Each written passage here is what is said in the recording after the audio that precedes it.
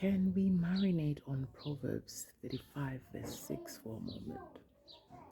He says, trust in the Lord with all thine heart, and lean not unto thine own understanding. In all thy ways acknowledge him, and he shall direct thy path.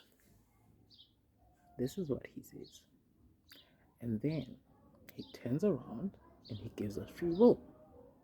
So he says, follow me, trust me with all your heart. But hey, you've got free will. You can choose. Because the greatest power he's given us is the power of choice. So we have to choose. We have to will. He says his will be done. But we have to choose his will. He doesn't force it upon us. He's given us the choice. But when you choose his ways and you choose to follow him, that's when the magic happens. That's when the magic happens, because then you find yourself coming out of situations where you are like, oh my God, how am I going to come out of this? And we ask God all the time, God, please help me with this. Please get me out of this situation.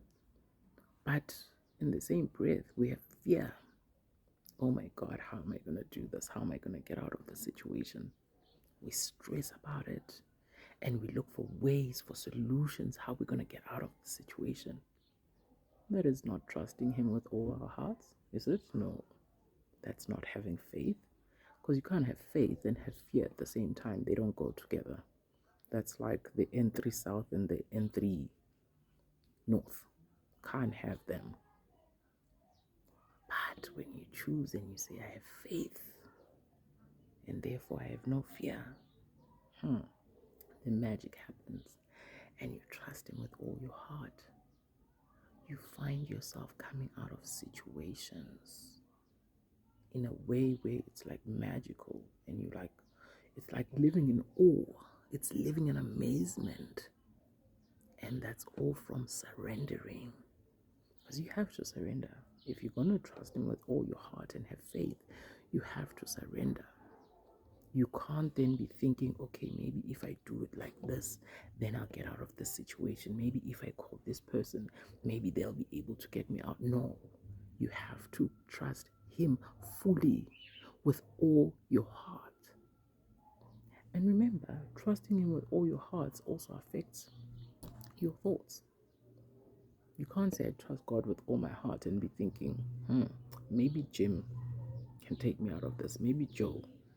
No, let's call this one. She'll get me out of this. No, it's not possible. You have to surrender. You have to surrender. But from surrendering comes the amazement, the awe, the waking up in the morning and be like, wow, God, I can't believe it. And the more you surrender, the more he does, and the more you are wowed. It's like living a wild life.